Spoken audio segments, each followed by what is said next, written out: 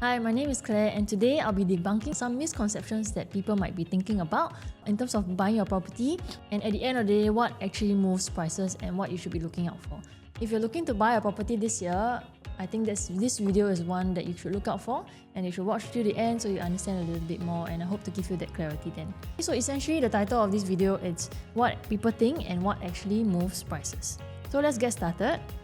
So what people think, normally people would think that a project that's near MRT or right smack beside the MRT would be good. If you're near a good school, then it's good as well. And the other last point would be if it's on a lower price end or if it's a lowest PSF, then it's going to be a good investment. So let me debunk some of these misconceptions and understand a little bit about where we are going as well. So this is J Gateway. This is right smack beside Jurong East. So once you come out of Jurong East MRT, you got two big malls, Gem and Westgate, and then you also have J Gateway right beside. So in terms of supply of condos in the area, not too much. And we also see that along the years for the 3 bedrooms and 4 bedrooms, overall annualized gains are about 2.3% on average. The holding period for a J Gateway owner is about 10 to 11 years at this point in time, and they've made about 400 to 500K worth of profits for typical 3 to 4 bed. Then we look at Whistler Grand. So Whistler Grand is situated near West Coast area. There is no particular MRT near that area. You got to probably drive from Jurong East or take a bus that is about 4 or 5 MRT stops away. But if you look at Whistler Grand's performance in that sense, is that on an annualized basis, right, if you talk about year on year, they have comfortably achieved about 6 to 7% in terms of the use and have made bigger profits over the same holding period of time. So we're going to answer this question later on. Why is it that somewhere that has no MRT has better gains than one with the MRT? The other misconception that people think it's a near good school means it's good. So this is Nanhua Primary beside a project called Triling. Triling launched at about 2013 to 2014, that period of time, and it has grown about 40% since 2017 to 2015. So generally speaking, for most of the properties in Singapore, we also see that they have grown about 30% over the past 4 years, from 2020 when COVID year, all the way to 2024. So as a point of reference, 30% over 4 years, and this one is about 40% over 8 years in total. Then we compare a project that is very, very close by, that's called Clement Canopy. This one doesn't really have primary school proximity in the area. There's only NUS High School of Math and Science, there's Nanhua High School, but these are all the secondary schools and not the primary schools where you need the proximity to get in. In this case, for a project that is not near MRT, there is also no good schools nearby. The growth for the same period of time has actually gone up about 74%. So if you translate that into amount of profits, right, essentially if I buy a 1,000 square foot space of Triling versus if I buy a 1,000 square foot space of Clement Canopy, I will have made 100k more on Clement Canopy based on this amount of growth. The other point that we talk about during the intro is that low price or cheap might be a good choice. In this case, let's look at Amber Park and Amber 45. So Amber 45, it's a boutique project. It's a small project with a pool, and then Amber Park is a full-fledged development of 592 units. So when we talk about the first point where, for example, today you have a choice of Amber 45 or Amber Park, so at the point of launch when Amber 45 started selling, they were selling at 2,300 per square foot. And Amber Park, when it started selling, it's about 204. So in that case, it was about $100 PSF cheaper. But today we look at the PSF, we are talking about a $300 gap. So does cheap means good all the time? Not necessarily, because we want to see that the project that you're buying into, even though it might be slightly expensive, there's going to be very healthy demand that helps you to be able to gain the amount of profit that you want. So as long as there is demand and supply, which I'll cover a little bit on later, as long as there's strong demand for a small amount of supply that's in the market selling, the demand will be able to help to outweigh and to push the prices upwards in that sense. So if you see Amber Park, there's very healthy transactions, and all the way through, all the dotted lines that you see, they're all transactions that you see every single quarter.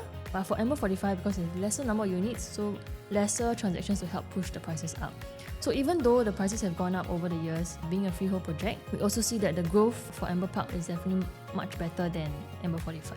So these 3 points also help us understand that for the thoughts that we have generally speaking, right, whether good schools or whether near MRT, if you're talking about price point as well, we also want to understand a little bit more in depth about what actually moves the prices for you, and that, for example, if this year you're looking to move or looking to upgrade, this might be a good video for you to understand when you're choosing the right project. In fact, for resale, you might be able to get a bit more clarity from this video because there are a couple of factors that you will be able to see on the spot. For example, the demand and supply. Today, if let's say I'm looking at this particular project, but out of all the 4 bedrooms that I'm looking at, there are about 4 units on sale. But then the units transactions are actually very healthy. That will give you a good indication that the demand is actually quite good and it helps you to push the prices up in future. But if today the reverse is true, and I'll cover a bit on that later, if the reverse is true and there is like 10 units on sale but 0 transactions over the past 3 months, then that is a little bit of a sign that nobody's looking in the area, and if you want to buy into the area, you might have to hold for longer, or you need to wait and see what kind of future demand are you looking at that can potentially fit into your prices and be able to move up your property price. So let me cover this a little bit. These are the 3 main factors on how we can actually see how units are moving in terms of their prices and how you can maximize your potential investment in future. So 1 is good layout, 2 is understanding the demand and supply, and 3 is on the foresight on entry prices, and that applies to resale and new properties as well. So for good layout, right, what we're talking about here is Park Rivera versus Whistler Grand. So they are literally side by side. Park Rivera 4-bedder, purchased at 1,200 per square foot, sold at 1,500 per square foot. In terms of the profit, it's about 356,000. Whistler Grand also bought 1,002 roughly there, sold at 1,007, and the profit is almost double of the amount. And at the same time, this size is slightly bigger, which also means to say that the buyer actually bought at a much higher quantum. So let's zoom in on the floor plan a little bit. So for Park Rivera, once you walk in, it's also a 4-bedder. There is some wasted space over here, and then the kitchen is a square shape over here, and then there's a landscape living dining area. Whistler Grand, there is also a landscape living dining area, but what they have done is they have split the kitchen into half and then also creating a dry kitchen over here. So once you walk into the foyer, there's still space for you to put some stuff over here, shoe racks and some cabinetry. But once you step into this, what you are seeing is a good like 45-degree view over here that gives you that kind of openness that normally 4-bedroom owners might want.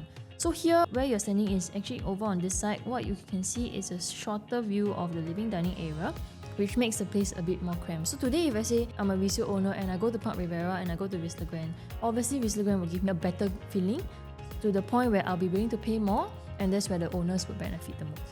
So another example is called Principal Gardens and The Crest. So they are situated near Redhill MRT and they're literally side by side.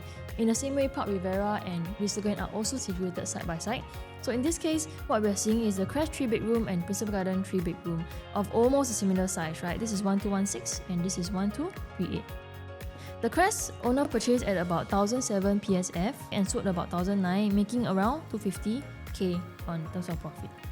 Principal Garden in this case purchased around the same price but sold at 2.2. So how come in the same period of time, in the same location, the per square foot range is so wide? And the owner here has already made about 730,000.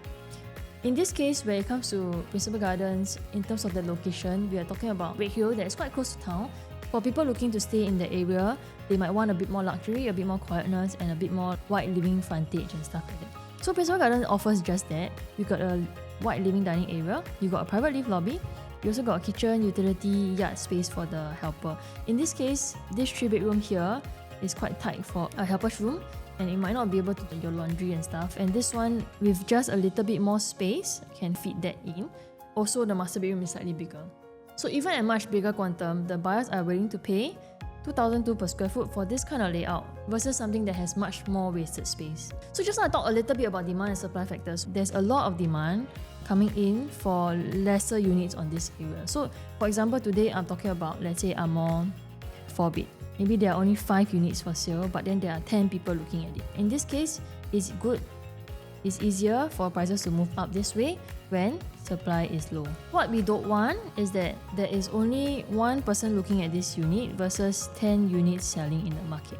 So now in this market today, we are also seeing this situation where there are a lot of units on sale in a particular development, but then in terms of viewings, in terms of inquiries, it's very, very low because there's just not enough demand to be able to fit the supply. So how do you find a development that is going to help you and it's going to safeguard that?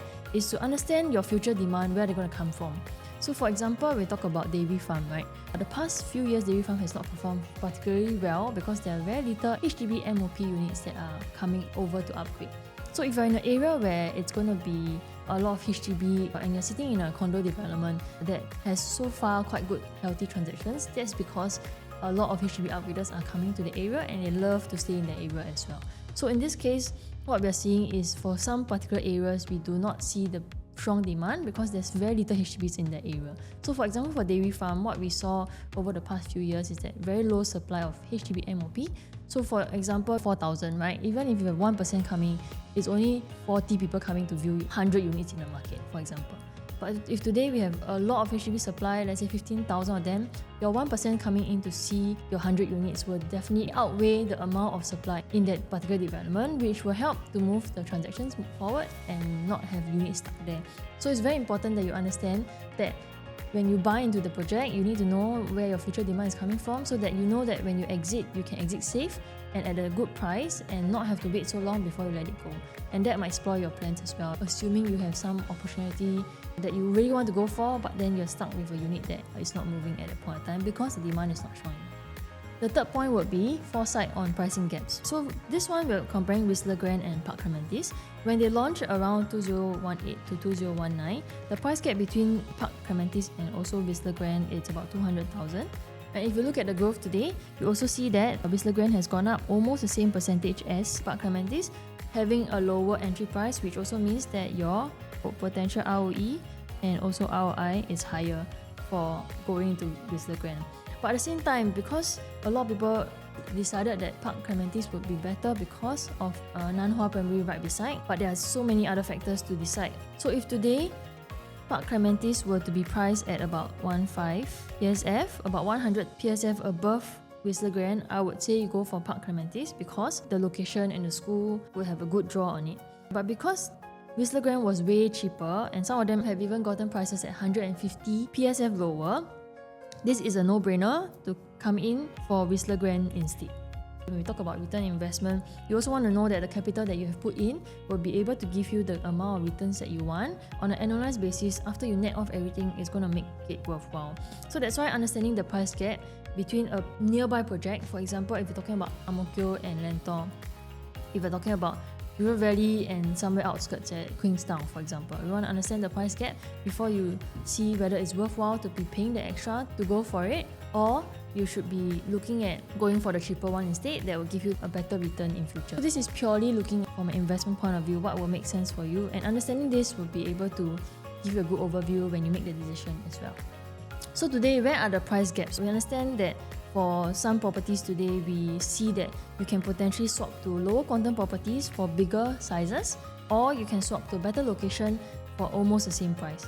So today, if let's say I have a decision whether I want to go for a brand new Amor residences that's already TOP, you can get your keys immediately, a 3-bedroom selling at about 2.7 million, or I can swap to Springleaf Residence, a 4-bedroom, bigger plus harmonized at a cheaper price.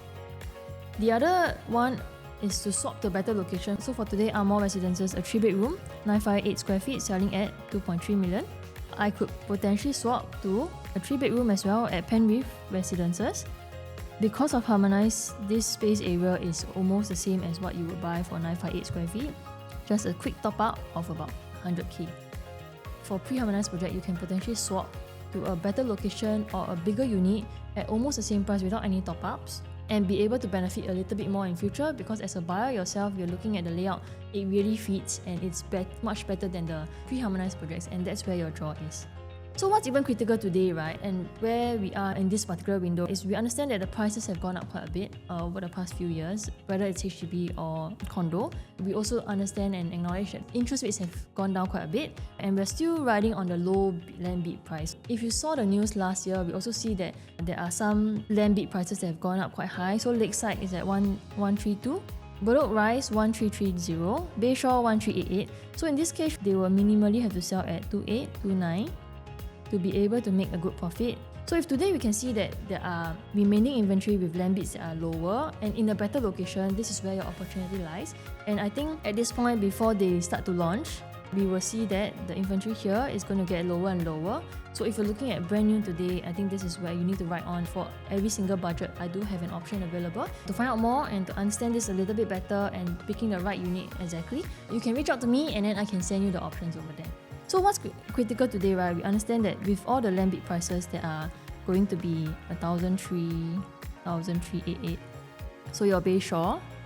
Today what you're seeing is that RCR next time will be OCR pricing because of this effect. And then next time, your Telok Blangah, your Newton will hit new highs for CCR projects. So in this case, what we want to see is that opportunity lies over here to potentially buy an RCR at OCR pricing or look at CCR projects today. Okay, so if you're keen to find out a bit more, I can really run in depth with you. I think depending on what your budget range is and how you're thinking about upgrading, different products and different objectives to meet are there. So if you're keen to find out more, you can also reach out to me and I can send you those options there. So as a summary here, a few elements run in tandem to maximize your profit. So if you're looking at upgrading, I think what's important is that whatever money that you're using to invest in a property, you need to make sure that you choose the right one. And it's very possible to choose a wrong price point for the right project as well. Recently, a client of mine told me that he bought an EC for about 1,008 PSF and that's only for a 5th floor unit. And it's way above 2.1 million. So in that case, looking at within the project itself, when you are paying 1,008, when people are paying 1,006, that is a huge price gap to look at. And if there are options in the 1,006 range, 1,007 range that can potentially give you the amount of profits that you want in the future, but the 1,006 one might make more sense. So for us, we look at really understanding where the opportunity lies in every period of time, but not really timing the market. I've come to the end of my video. If you're keen to find out more, you can also pause this video and WhatsApp me directly. And if you have any questions about the video, or if you have any topics that you want me to cover in the next videos, please feel free to drop me a message or you can drop me in the comment section below. I'll see you in the next one. Bye.